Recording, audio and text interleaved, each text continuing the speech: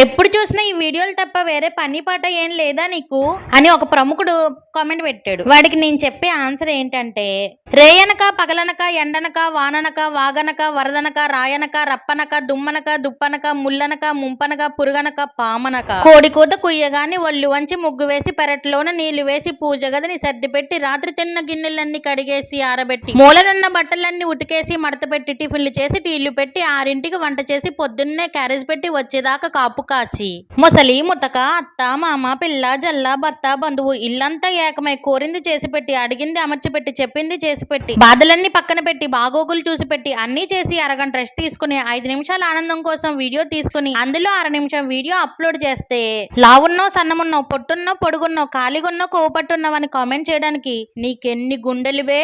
హమ్మైసా dialogue ఎలా ఉందో comment చేయండి. సరే గాని సబ్స్క్రైబ్ చేసుకోవడం మర్చిపోకండి. ఉంటాను.